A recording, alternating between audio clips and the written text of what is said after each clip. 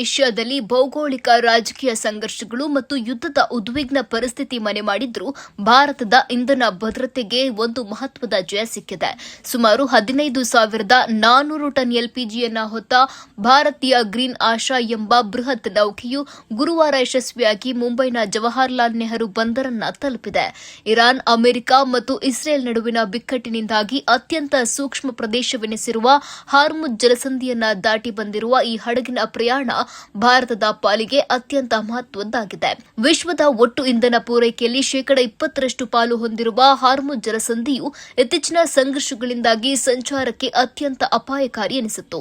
ಇಂತಹ ಸಂಕೀರ್ಣ ಸನ್ನಿವೇಶದಲ್ಲಿ ಭಾರತೀಯ ಅಧಿಕಾರಿಗಳ ಚಾಕಚಕ್ಯತೆ ಮತ್ತು ನೌಕಾ ಸಿಬ್ಬಂದಿಯ ಸಮಯ ಪ್ರಜ್ಞೆಯಿಂದಾಗಿ ಹಡಗು ಇರಾನ್ ಕರಾವಳಿಯ ಸಮೀಪದ ಮಾರ್ಗದ ಮೂಲಕ ಸುರಕ್ಷಿತವಾಗಿ ಸಂಚರಿಸಿ ಭಾರತದ ಮಣ್ಣನ್ನ ಮುಟ್ಟಿದೆ. ಪ್ರಸ್ತುತ ಈ ನೌಕೆಯು ಬಂದರಿನಲ್ಲಿರುವ ಬಿಪಿಸಿಎಲ್ ಮತ್ತು ಐಒಸಿಎಲ್ ನಿರ್ಮಿಸುವ ಲಿಕ್ವಿಡ್ ಬರ್ತ್ನಲ್ಲಿ ಲಂಗರು ಹಾಕಿದ್ದು, ನೌಕೆಯಲ್ಲಿರುವ ಎಲ್ಲ ಸಿಬ್ಬಂದಿಗಳು ಮತ್ತು ಎಲ್ಪಿಜಿ ಸರಕು ಸುರಕ್ಷಿತವಾಗಿದೆ ಎಂದು ಅಧಿಕಾರಿಗಳು ಖಚಿತಪಡಿಸಿದ್ದಾರೆ. ಪಶ್ಚಿಮ ಏಷ್ಯಾದ ಬಿಕ್ಕಟ್ಟು ಆರಂಭವಾದ ನಂತರ ಈ ಅಪಾಯಕಾರಿ ಮಾರ್ಗದ ಮೂಲಕ ಭಾರತವನ್ನ ತಲುಪಿದ ಮೊದಲ ಪ್ರಮುಖ ಎಲ್ಪಿಜಿ ನೌಕೆ ಇದಾಗಿದ್ದು, ಇದು ದೇಶದ ಕಡಲ ಕಾರ್ಯಾಚರಣೆಯ ಸಾಮರ್ಥ್ಯಕ್ಕೆ ಸಾಕ್ಷಿಯಾಗಿದೆ. ಈ ಯಶಸ್ವಿ ಕಾರ್ಯಾಚರಣೆಯ ಬೆನ್ನಲ್ಲೇ ದೇಶದ ಜನತೆಗೆ ಭರವಸೆ ನೀಡಿರುವ ಪೆಟ್ರೋಲಿಯಂ ಸಚಿವಾಲಯ ದೇಶದಲ್ಲಿ ಎಲ್ಪಿಜಿ ಪೂರೈಕೆ ಸ್ಥಿರವಾಗಿದೆ ಮತ್ತು ಅಂತಾರಾಷ್ಟೀಯ ಬಿಕ್ಕಟ್ಟುಗಳ ನಡುವೆಯೂ ಇಂಧನ ಪೂರೈಕೆಗೆ ಯಾವುದೇ ಅಡೆತಡೆಗಳು ಉಂಟಾಗುವುದಿಲ್ಲ ಎಂದು ಸ್ಪಷ್ಟಪಡಿಸಿದೆ.